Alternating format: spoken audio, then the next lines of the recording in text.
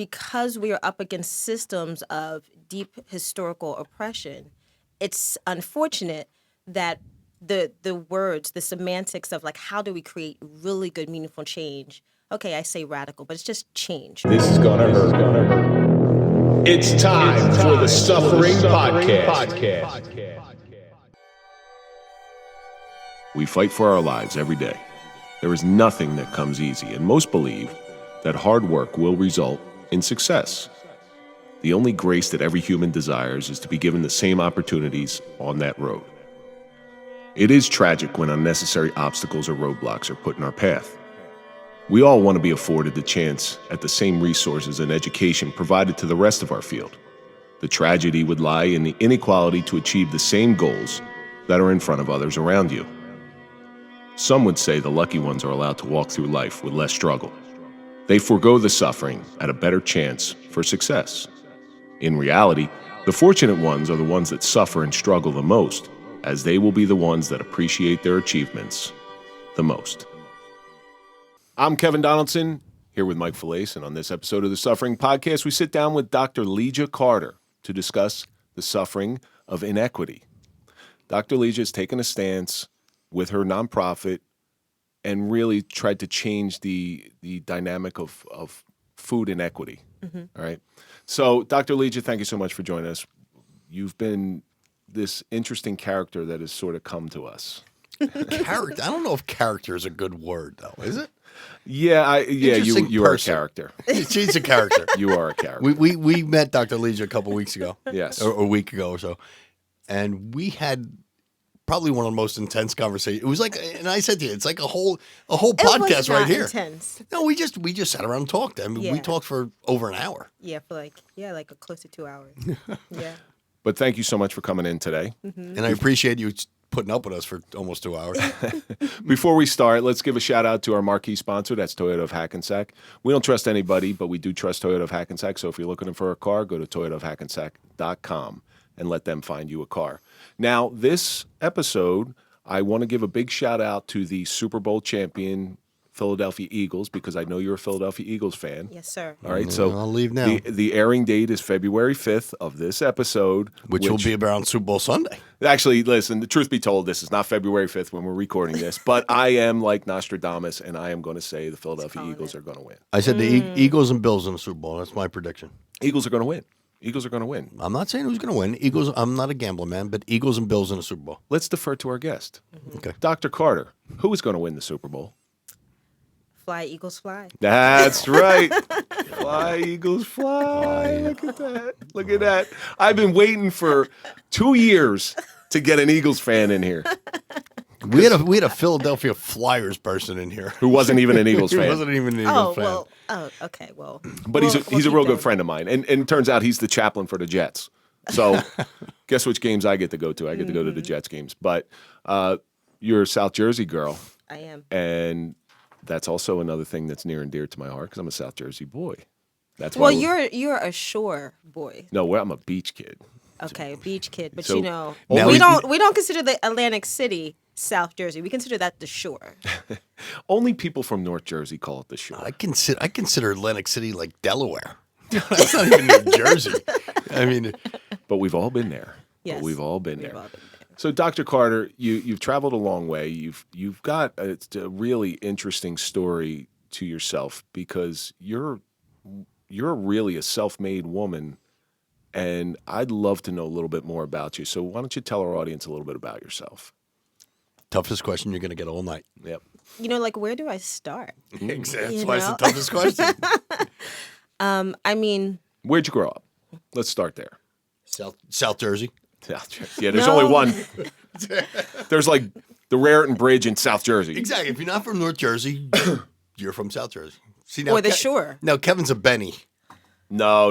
Down there we call them shoobies. Mm-hmm. So you know why we call them shoobies? And so when you go down past like Belmar, your tourists that come in are Pennsylvania tourists. Mm-hmm. So Belmar is New York tourists.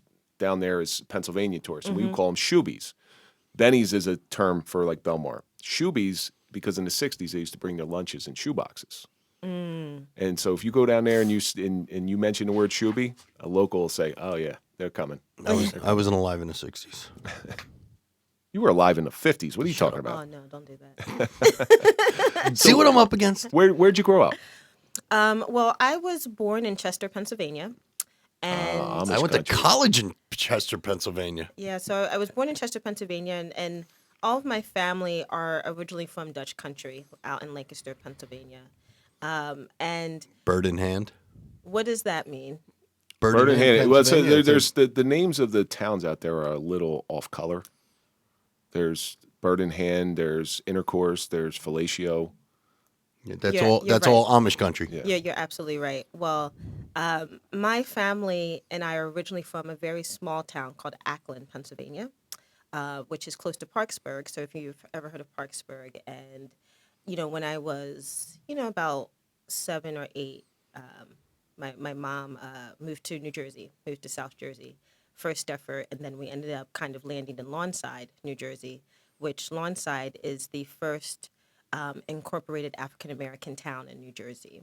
It was a stop on the Underground Railroad, and that's where I kind of spent the majority of my childhood. But interestingly, where I'm from in Lancaster County, and where my grandmom lives and my aunts, that is also quite historical. It has a lot of history around it. My great great great grandfather won a land lottery in Lancaster. Was a free black. Won a land lottery in Lancaster. So you can actually trace your lineage back to 1690. Wow. Wow. Wow. And so he won this land lottery, purchased this plot of land in Lancaster County, and part of it was a farm, and the other part became refuge for runaway slaves who were coming across the Maryland-Pennsylvania border.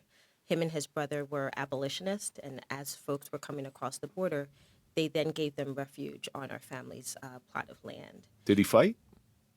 Well, I would say anyone that's an abolitionist is fighting. Yeah, No. That's a fighter right there. The War of Secession. Did he fight in the Civil War? Not my great-great-grandfather, but we have been able to trace back that members of my family, my ancestors, have fought in every American war. That's important because one of the things that people don't know is the amount of Northern black soldiers who were at great risk, more risk than being killed, fought in the Civil War because there was a decree put out by the South that if any black individual who is caught fighting against the Confederacy will be repatriated into slavery, whether you're a free man or not. And it's not only you're going to get shot at and have to fight, but if you get caught, you go back. Yeah. You're probably off better being killed. Yeah. Well, it's funny you say that because I think it was his son fought. I'm not sure which. I can't remember which war, but there's newspaper clippings of the time where I guess this would be like my great great grand uncle or something was. I don't know if it was like what would be called a lawsuit at the time, but was suing the government in order to get benefits because he was a soldier who was injured and he wasn't receiving medical benefits. And so he eventually won and did get some form of payment from the government. But it just goes to show that during that time and even as we come contemporarily, that Black people have been the number one patriots of the U.S., but their fight for support has been deep and long. So the Civil War in general, there's some mix-up about that. So if you read the autobiographies of both Robert E. Lee and Ulysses S. Grant, which I've read, Robert E. Lee was a staunch abolitionist, but he was a Virginian, so he had to fight for the South. As a matter of fact, many soldiers are buried on a plot of land that was once owned by Robert E. Lee that was taken by the U.S. government because he didn't pay his taxes, and that's Arlington National Cemetery. All right. Now, Robert E. Lee's wife used to get in trouble all the time because she would teach slaves how to read. She would give them trades because his belief, he knew slavery had to end. You can't be two things at once when it comes to slavery, right? You can't fight for the Confederacy and to keep systems of oppression of Black people. Slavery and racism, it is the economic foundation of this country.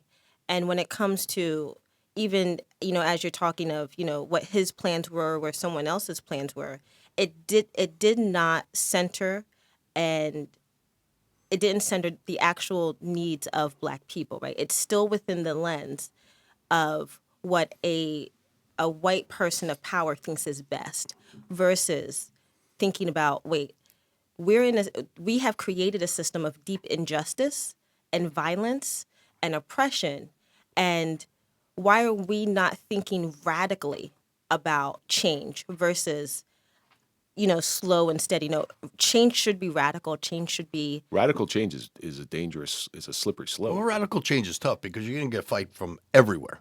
Radical, Like a gradual change. And listen, I'm not saying radical change is wrong or gradual change is wrong, but you make a radical change in anything, you're going to get fights from every side. Let me bring it back to a current argument that we can relate to. So the gun laws are, and then listen, I'm not saying gun laws are bad or gun laws are good, but they changed it was a radical change in gun laws where you couldn't have a magazine with 10 rounds in it. And it was radically done without thinking of the consequences of the actions. So half the police on the road were carrying illegal guns. Yeah. That's what radical it comes change. down to. It has to be, and it's painful, but it has to be well thought out when you make and that's my fear of radical change like that. And we're here to talk about inequity more than anything else, and that's it. Kind of plays into that a little bit. Yeah, when I think of radical change, and when I say radical, I'm thinking beyond what is comfortable for those in power, right? And so any change is challenging, any change is uncomfortable, any change it's going to be met with, it's going to be messy, right? But because we are up against systems of deep historical oppression, it's unfortunate that the words, the semantics of like, how do we create really good, meaningful change? Okay, I say radical, but it's just change, right? And thinking of how change should be implemented, whether that was during slavery, post-antebellum, or even now, thinking about it more in the conditions of those who were most victimized by systems of oppression. It's radical for those who aren't experiencing that, but for those that are inside of it, that are on the other side of oppressive systems, for them it's like, this is just what's needed. But it's new for those who don't experience People that. that are living it are feeling it. Exactly. And people who aren't living it are I don't want to say opposed to change, but they're not really living it day by day. It's tough, right? But that's what privilege is, right? All different forms of privilege.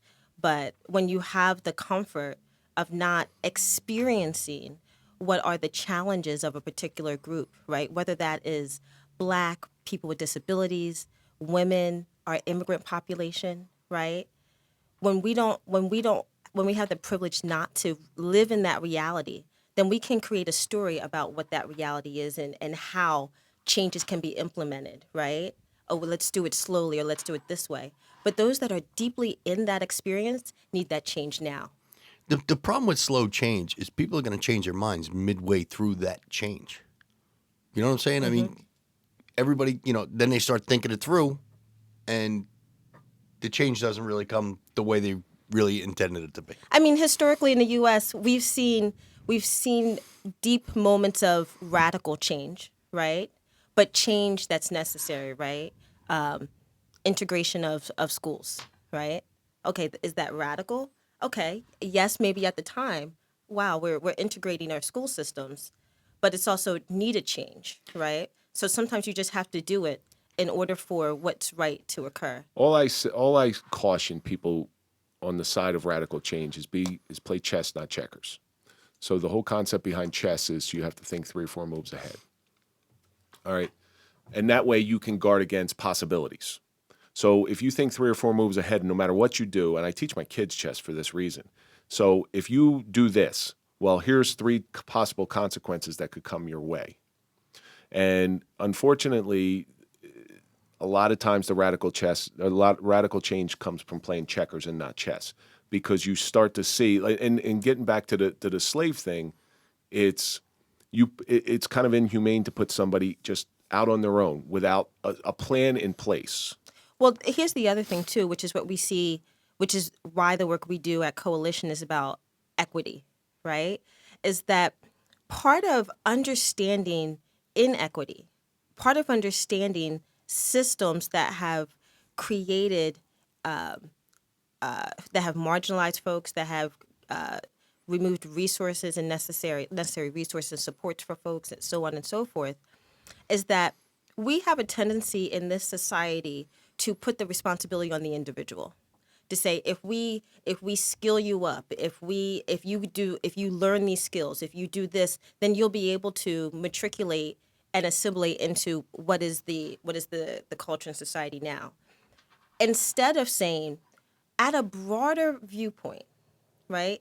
How are the current systems, institutions, resources, entities, groups, how have they created a situation that is not helpful for this individual? So even if this person is super skilled up, even if this person, has all the things they need individually, it doesn't take into consideration that they're always going to hit a ceiling that is a ceiling of racism. It's like they put a cap sexism. on it. Yeah. So that's part of what we do and how we think about things at the Coalition, is that somebody could have all the motivation that they need. Somebody can have 5 different degrees. Somebody can have all the different money and education or whatever, but we still live in a society that is going to limit someone's ability to live a full and healthy life because of how that benefits the larger powerful systems, right? And so I definitely hear you when you're saying, hey, like, chess not checkers, and in my mind I just call that being intentional, but thinking strategically about how can you help someone be able to help themselves. Part of equity is meeting that individual more than halfway, realizing that society as a whole doesn't have everything in place to be supportive. That's an interesting concept, meeting somebody halfway. Well, I think more than halfway, but yeah. Okay, meeting somebody halfway. Mm-hmm. You just touched on something that's super, super important. It's teaching a man to fish will feed him for a lifetime. Giving a man a fish will feed him for a day. If you meet somebody halfway, where you give them fish, but you teach them how to fish at the same time, that's the power behind it. And that's where our two ideologies, which may be different, and that's good, but that's where our two ideologies can meet in the middle. And that's the important thing, to meet in the middle. You have your way, I have my way. Neither of us are right. I hate to tell you. Neither of us are right. Somewhere in the middle, that's in that gray area. Wouldn't that right. solve most of the world's problems if we met in the middle, or maybe a little past the middle? I agree. I think that because many folks aren't living in the reality of what so many people who are experiencing so many different challenges, right? Poverty, food insecurity, housing insecurity, because they're not living in that situation, homelessness, then it's hard for them to understand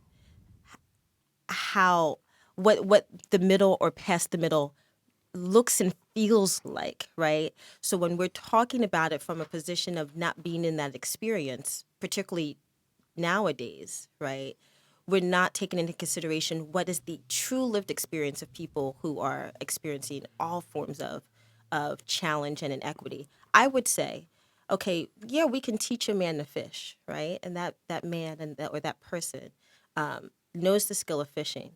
But if there's not a lake around, there ain't shit that they can do. If they don't have anywhere to put that fish or cook that fish after they've had this wonderful skill of getting it, then we haven't helped them. But part of the work that we should be doing is thinking about all of that. What are all the reasons and conditions why somebody could have what they need as a skill, right? But there's not a lake. There's not storage. You have no way to work with that skill. After you use that skill, you have no way. Sam Kinison used to have a great joke about this. So we were dumping, at the time he was telling the joke, we were dumping millions into like the Somalia area and stuff with starving children and things like that. I know exactly where you're going with this. He used to say, instead of dumping because they were dumping billions of dollars into this. He goes, why don't we just rent them all U-Hauls, teach them how to drive, and get them to places where there are food? It's sand. It's sand, or you can't grow anything. You know, it was a funny way to roundabout say what you're saying. Give them, teach them to fish, give them a fish, but also take them where there's a lake.